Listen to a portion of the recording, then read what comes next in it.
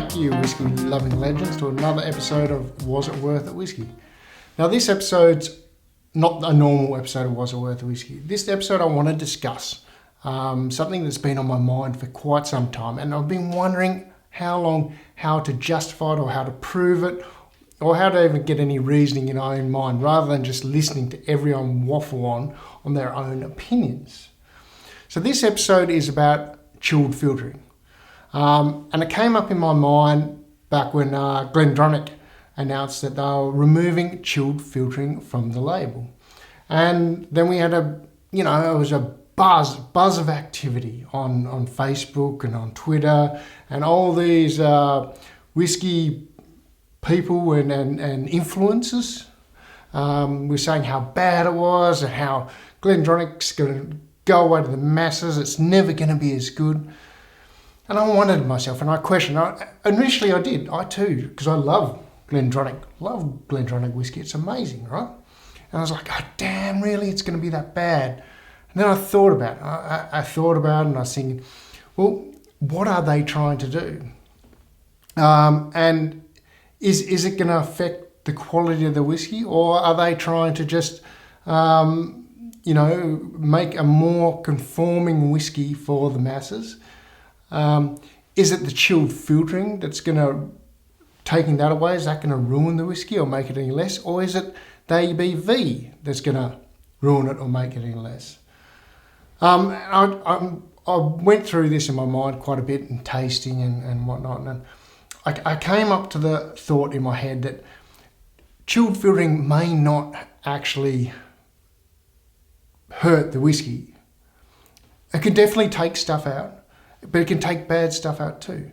But what I really think, and this is what I want to try and prove, what I really think affects the flavour of the whiskey is the reduction of the ABV. Now, a particular whiskey influencer that I'm sure most people know, I won't mention any names, stated quite clearly that it was guaranteed, this is what he said, it was guaranteed that Glendronach's next move will be to reduce the ABV. And after that, they basically said, no, we're not going to do that. Well, didn't he look like a bit of a fool? But he might be right in the long run. But anyway, getting back to the subject, how do we prove, or how do I prove to myself that it is actually the ABV that reduces the flavour more so than the chilled filtering? So I looked around. I needed a standard whiskey that I could get both. Standard good whiskey that I could get both chilled filtered and non-chilled filtered, and try and get as much the same, because unless you're actually working at a distillery, you can't really do that. So what I found was Aberlour. Now Aberlour is a great whiskey, I think we all agree on that. And I've got the Aberlour 12-year-old double wood, standard variety. Is that the standard one? Yes, double cask, 40%, 40 ABV. This one is chilled filtered. Standard run-of-the-mill Aberlour. Great whiskey, great value for money. Then over here, I found the exact same double cask Aberlour whiskey, 12-year-old, unchilled filtered, and at 48 ABV. Now generally at 40% they have to chill filter it, because if they don't, it goes cloudy, and people don't like buying cloudy whiskies, right? Not that we would care, but the general populace that buy that whiskey will care. But at 48 ABV, they don't have to. So what I'm going to do, first I'm going to sample these side by side and determine which one's better. Just quickly, I'm not going to go through too many flavours. Then we're going to make them the same ABV, both 40 ABV, and then see how much difference is. So the only difference then will be not the ABV, just the chill filtering. Now I haven't done this yet before, so I haven't even tried it. So this is just, we are just winging this on the stream at the moment. Okay, so this one here is the non-chilled filter one. First we'll just go to the comparison as is. And I'm pretty sure the non-chilled filter one is going to be better. pretty sure. Okay, so put the non-chilled filtered. Non-chilled filter on the left. Chilled filtered and 40 ABV on the right.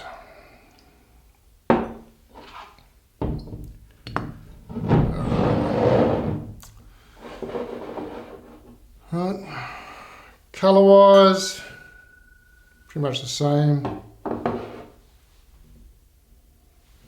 That is the unchilled filtered, that's the chilled filtered. Okay, unchilled filtered.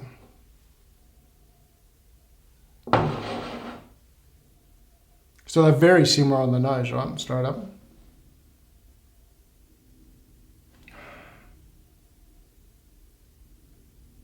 But there definitely is more punch in the non-chilled filtered / 48 ABV one. And yeah, I can definitely get much more flavours in the nose. But definitely same whiskey. I mean, the profile, this is really good because it's the same bloody whiskey, right? By maybe a year out in brewing. So I couldn't do anything about that, but they are about a year out of different brews. Okay, and the palate will do the 40% first.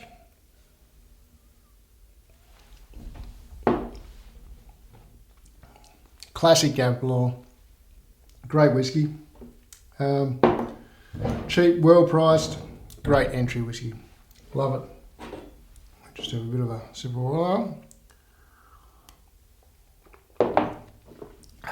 Now we'll try the unchilled filtered at 48 ABV.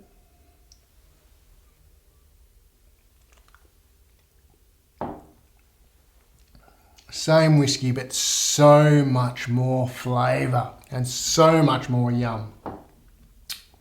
Amazing.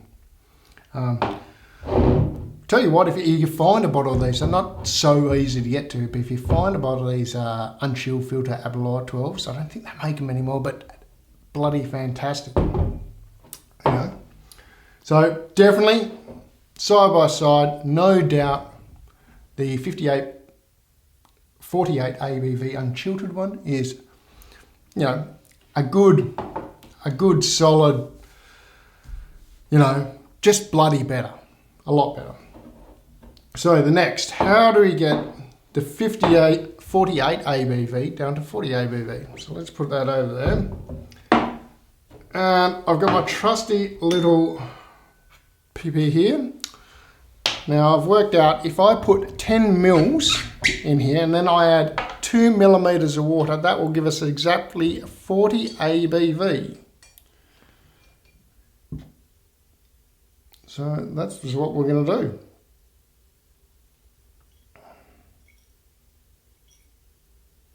As precise as we can. That, my friend, is 10 mils of whiskey. We'll whack him in there. Then we're going to get our 2 mils of water. This is going to be bloody interesting, really, because, like I said, I haven't done this. I've only thought this is the way to do it. I haven't pre-tested it, so I don't really know. 2 millimeters of water in there. So, now both whiskies, one non-chilled filtered and one chilled filtered, both at 40 ABV. I'll just give that try and give it a little bit of time. Like I said, the Glendronach, amazing whiskey. I love the 18-year-old. I will be buying it, even though it's unchilled filtered, and hopefully we'll get a bottle of this bad boy, unchilled filtered. This is a 2019 bottle, lovely vintage. But I plan to get an unchilled filtered bottle and do a comparison of this side by side. But on that, they do differ from years to years, and that is kind of what Glendronach is trying to get away from. They're trying to create that same profile, that same flavour profile over and over again. Kind of like Macallan's or McDonald's, or consistency is what they're trying to do. Anyway, moving back along. So, Right, on the nose, 2 different whiskies. Now imagine the nose might be a little bit more potent still on this one because it's released all those ethers coming up, adding that water. So it's not quite a fair comparison, but beautiful. It's just gone milky. I don't know whether you can see it. Let's see if I can give it to you. But it has gone a little bit milky there. Not too much. It's not too cold in this room. Well, it is a bit cold, but I turned the heaters on as soon as I came in. I still got the jacket. But all right. So we'll taste the non-chilled filtered first. Okay, just a memory.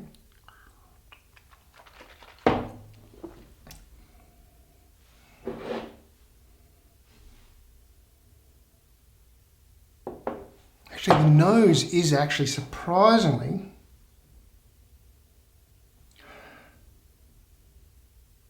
it's the same whiskey. The nose is exactly the bloody same. One chill filtered, one non-chill filtered. Amazing. Let's taste comparison.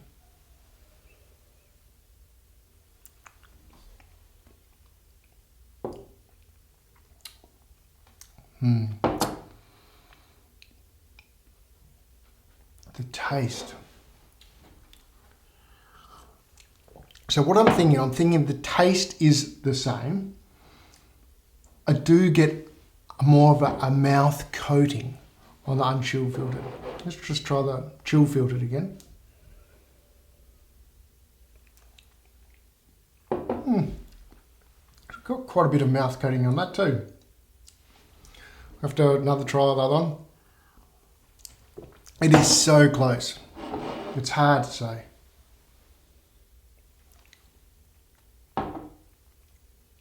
Jesus. It's closer than I thought. I actually thought this was going to be, the unchill filtered one was actually going to be quite easy to pick even with the water in. Jesus. It is dead on, spot on. So my conclusion here, without a doubt in my mind, just purely because I've done the experiment now, and this is kind of surprising me, I didn't expect to be this amazingly close. But once I've put the unchilled filter down to 40 ABV, exactly the same fucking whiskey. Even the mouth coating, initially I thought, oh shit, the mouth coating's a little bit oilier, but it wasn't. Then I went back to the standard variety, I got that same coating. So amazing. There you go. I think, at least for myself, I've definitely proved it for myself. It is not the chilled filtering. Although chilled filtering does take away flavours, don't get me wrong. I know this. But it also takes away bad impurities and bad flavours as well. And it's all to do with the quantity of, or quantifying what the chilled filtering is. Chilled filtering can range from, chilled filtering is anything that the whiskey has been chilled down below a certain temperature, but it can go to any lengths, and then it can be passed through any size filter. It still has to be called chilled filtering. So what we miss out is chilled filtering at this degrees and this many microns filter. We don't get that on the bottles, you see. But there's definitely no doubt in mind if Glendronach doesn't reduce the ABV, which I don't think they will. They haven't said they're going to, and I think that was just a made-up load of waffle by a certain person, and then followed on by a heap of other people in Facebook land, I mean, and YouTube land, and whatever it is. And quite frankly, who gives a fuck what anyone else thinks? And this is what you do. You get down there and you do your test yourself. If you don't, you don't know, because people just make up this shit in their minds because they think they're right, and it just gets passed on and passed on. So there you go, there's my waffle, or in that particular celebrity's name, that my rant is chill filtering. So in conclusion, if you find a bottle of this stuff, the unchilled filtered version, amazing. grab it. Well worth having. Well worth having. And I will definitely be buying some more Glendronach when it is chilled filtered, and I'll be doing the comparison with that too. And in conclusion, ABV. ABV is the important piece here. It's like water cordial. The more water you add to the quarter, the weaker the flavours. Well, same in ABV. If your water cordial is too strong, it's yucky. If it's too weak, it's too watery. ABV is about finding the right balance for that flavour smell ratio. And that can differ from any person. But just like Coca-Cola, there's always